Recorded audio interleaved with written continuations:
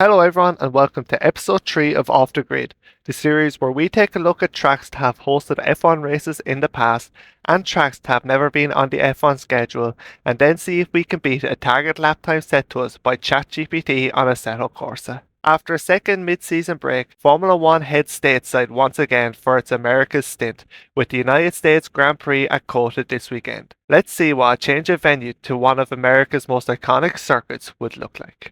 Road America outside Elkhart Lake, Wisconsin, between Green Bay and Milwaukee, first opened in 1955 and has been a favourite among US motorsports fans since. The Grand Prix course was awarded a FIA Grade 2 status in 2007, so although it couldn't currently host Formula One, it wouldn't take a huge amount to improve it to the required Grade 1 standard. At 6.515 kilometers or 4.048 miles long, it will be the second longest track on the calendar, with only Spa longer, with 47 laps needed to satisfy the 305-kilometer race length requirement. With officially 14 turns of mostly high and medium speed, 9 right and 5 left make up the undulating and in parts daunting circuit. There will be 3 DRS zones along each of the track's main straights, the first on the pit straight from the exit of turn 14 down to turn 1, the second from turn 3 through turn 4's kink into the tricky downhill braking zone of turn 5, and the third from the exit of the flat out turn 11 to turn 12 along the back straight. Although never hosting F1, Road America is used for a number of high-profile series, notably IndyCar since 2016, and before that the Kart Championship, and also many sports car races including the likes of IMSA. Looking at IndyCar, 4 drivers have taken 2 wins each since the race's reintroduction in 2016. 3-time series champion Alex Palou, 6-time champion Scott Dixon, 2-time champion Joseph Newgarden, and 2-time champion Will Power took victory in 2024. It seems to be a track that really separates the best from the rest. Since opening in 1955, Road America is one of the few circuits in the world that's layout hasn't significantly changed since it opened. Very impressive for a 70-year-old track that still provides great racing. In 2008, tragedy struck with the death of Adam Schatz during a kart race. Schatz in second, seeing third place closing in down the pit straight, pulled out to get the bump draft as all drivers have been doing all race. Unfortunately, as he did so, the driver in fourth bumped the kart in third, causing Schatz to be hit at an awkward angle and launching into the air and out of his kart onto the track. No other drivers made contact with Schatz, who suffered brain stem and spinal cord injuries, and his heart stopped. He passed a week later from his injuries. As you might or might not know, the US has different vehicle license plate designs for each state and even multiple per state. In 2021, the Wisconsin Department of Transportation decided to introduce a license plate featuring the outline of Road America, demonstrating the significance of the track to the locality. Even if F1 never comes to Wisconsin, we luckily can still see high-level racing here, but we still want to see what lap time could be possible. ChatGPT has said that a modern Formula 1 car could achieve a lap of a 1 minute 30 to a 1:35. So the target is a 1:35.2. If I can't achieve that, the IndyCar lap record of 1:42.892 was set by Will Power in 2023, so that's target number 2. So with that, let's hop on to Assetto Corsa. So as we get ready to start our session here at the iconic Road America circuit, first of all, just want to apologize for not having any game sounds on this. Something went wrong with my OBS and it didn't record the sounds, unfortunately. But with that anyway, we're going to head on down the long pitch straight into turn 1, taking it in fourth gear here at the start, not just getting familiar with the track, seeing what kind of limits it can push as now we go down into what is officially turn 3. Tricky corner to get right as you feel like you can carry a lot of speed through there, which you can, but it does tighten up on the exit and there is nothing but grass there to meet you if you run wide. Down this straight then, down the hill into, I think this is turn 5, braking late, braking a bit too late down the hill, have to scrub off more speed than I would have liked and missed the apex, and now up the hill into this tricky left-hander. It's a corner I really struggle with on iRacing. Bit better here on with this car, and now through the right-hander. Lift off a little bit there, but later on in the session I think we'll be able to take that flat. Downhill then into this left-hander, and now into the carousel section of the track. Completely flat out in these modern F1 cars with all the downforce, as now we keep our foot planted on the run down into the kink. Also flat out, just flick the car in and it's easy in this kind of a car. And now onto the back straight as we head through the slight turns into the corner here, heavy braking zone. Braking really late, and in this corner you can run wide there.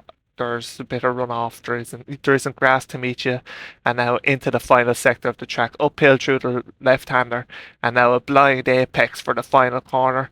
Important to get a good exit as we run up to the line and a nice long run up the hill, and the start finish straight line is about halfway down the straight, and as we cross the line our first lap is a 1:43.8, so not a bad lap to get us started. We continued on then after that lap for a second flying lap, and into Canada corner we're already 4 seconds up, but on the exit get a bit too eager on the throttle, we go for a spin. But still early in the session, and that shows that there is still a lot of time to find at this. Back to the pits then for a fresh set of tyres, and this is our out lap, and we set a purple sector 3, so once again showing a lot of time to find in the lap that we've done already. And into turn 1 trying to carry a bit more speed than we did on our first lap, but tyres weren't able to handle the speed we were taking, and we go for a bit of a spin. Again, a few laps later then once again going into turn 1, and we're going to have a similar story.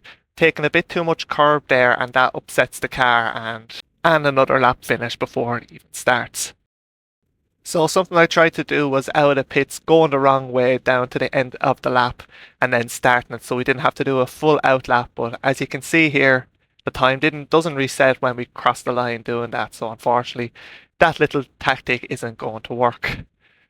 Skipping ahead then to just over half of the session left, we're at the end of the lap here. I have a bit of a moment out of the final turn, but we've gone purple in sector 1, we haven't improved in sector 2, but as we cross the line we're going to set a new fastest lap of a 1:39.4. Almost 4.5 seconds faster than our banker lap. We continued on then after that for another lap, and once again out of the final corner, running a bit wide onto the grass, and we're not going to improve, so this kind of showed me that there's no point in doing 2 back-to-back laps. It's better off to pit and get new tyres after. Back to the garage then, making a few tweaks to the setup, changing some of the downforce levels, as that's really all I kind of understand in the setups in a setup Corsa, and then just fine-tuning the ERS deployment, as I found that we were losing a bit of time in places where we could gain by having a more optimal deployment plan. So as we start our first lap with the new setup, I want you to keep an eye on the delta on the steering wheel, and into turn 1 you can see we're already up with lower downforce and a more optimized deployment setup. And then into turn 3 we're about 3/10 up. We missed the apex a bit, but we get a good exit and we remain 3/10 up on the run down the hill.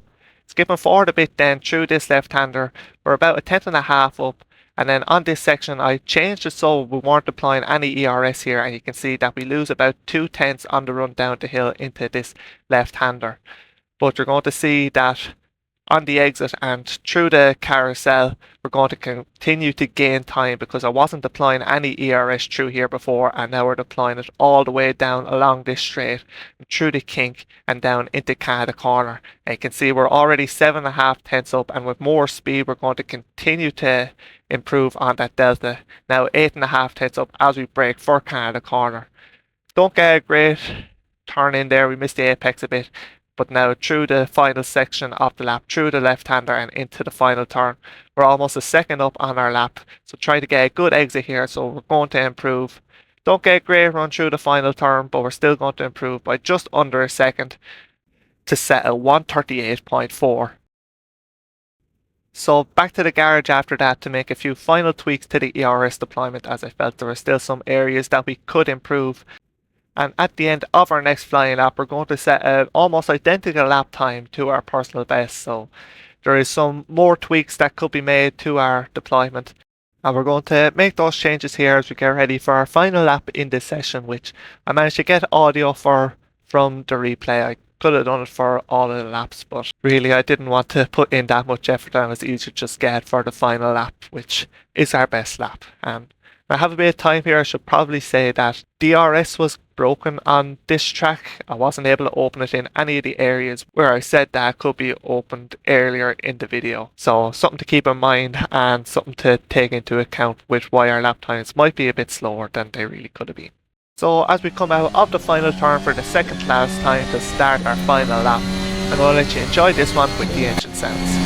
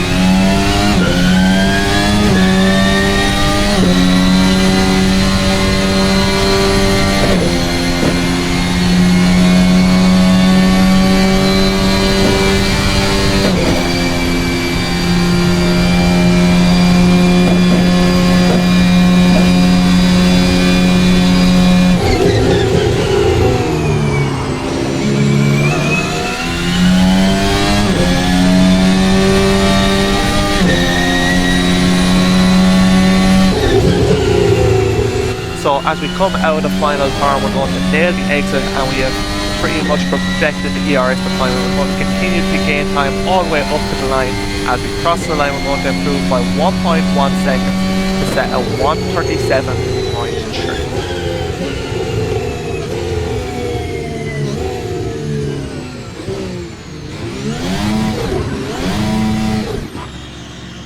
So unfortunately, once again, we didn't beat our original target of a 132.5, but just over 2 seconds off the upper target of a 135, which I think is the closest we've been in this series so far. And with our second target of the IndyCar lap record of a 142.892, we managed to beat that pretty early on in the sessions.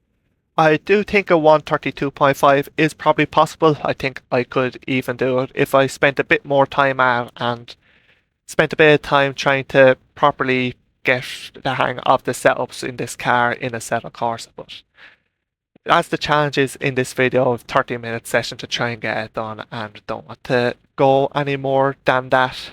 If we just talk about Road America for a minute, it's one of the greatest tracks in the world. There is a reason why the layout hasn't changed since it opened. It's just a great challenge, but when you get it right, it's very satisfying. It's very fast, very flowing, but also very technical, and you have to be really on your A game to properly nail it and get the perfect lap. Would I like to see F1 here in the future? Absolutely. I don't think there'd be too many people who would disagree with having Road America on the calendar instead of the likes of Circuit of the Americas or Miami tracks that, although they're not terrible, they're just not Road America. But that's it for this episode of Off the Grid at Road America. If you enjoyed it, make sure to like and subscribe, and until the next video, thanks for watching and see you then.